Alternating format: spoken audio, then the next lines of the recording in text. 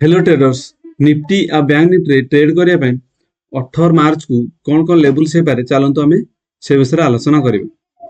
चलंतु प्रथम देखिबा निफ्टी।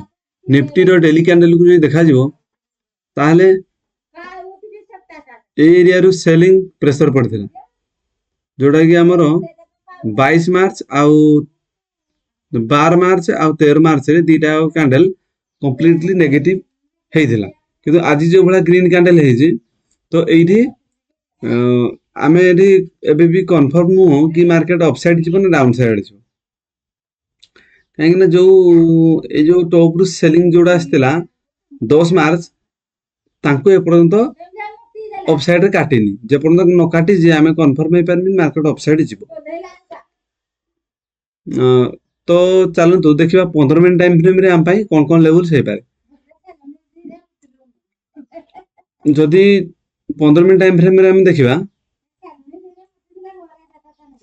ताले जो हमरो ट्रायंगल पैटर्न हेतिला, ट्रायंगल पैटर्न रो अपर एरिया रे मार्केट अछि, फिर भी ऊपरु सेलिंग प्रेशर रही छै, किंतु 22500 जो साइकोलॉजिकल लेवल ताकू ब्रेकआउट देकी मार्केट अपसाइड रे 15 पॉइंट क्लोज देई। जदि मार्केट काली अपसाइड ए एरिया रे गैप अप 40-50 पॉइंट भी गैप अप ओपन हो जी तो हमें आंको पॉजिटिव नेबा आ हमरो फास्ट टारगेट रहबो ए यार स्विंग हाई जोडा कि 22650 हम भाई फास्ट टारगेट रहबो जदि ए एरिया रे गैप अप ओपन हो जे एरिया तो आज market directly gap up open है कि मार्केट अपसाइड मूव कर देला तो एठी सेमती किछि एंट्री हेबा पय किछि सेटअप मिलला नै। जदि मार्केट फ्लैट ओपन हो जी न तो एरिया रे गैप अप जस्ट 20-30 पॉइंट भी गैप अप ओपन हो जी तो दीटा केस रे हमर व्यू अपसाइड ही रहइबो।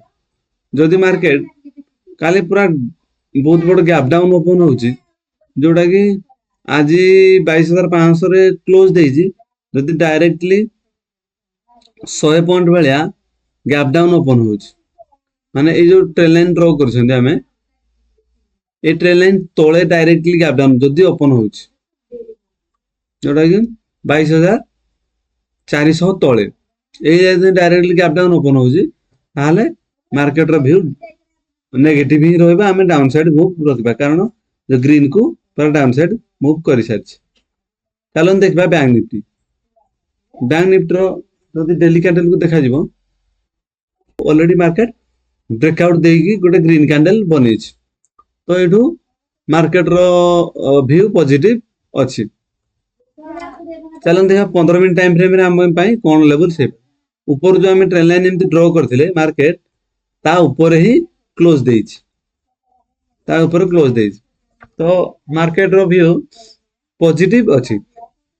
जदि कोन साले रे मार्केट गैप अप ओपन होछि एरिया रे जोडा कि 48500 पाखा पाखी कि ता ऊपर जदि गैप अप ओपन होछि तो ताहाले हमकु पॉजिटिव साइन रहइबो आ हमर व्यू अपसाइड रहइबो। जदि मार्केट नेगेटिव होछि ताहाले ऊपर जदि down side gap down open होछि ताहाले ए जो ऊपर ट्रेन लाइन हम ड्रॉ करथिन ताकू मार्केट जदि हम एमती ड्रॉ कर दबा जदि भी गैप डाउन एरिया रे ओपन होछि ताहाले आकू सपोर्ट नै कि मार्केट पुणी अपसाइड मूव करार बहुत चांस अछि।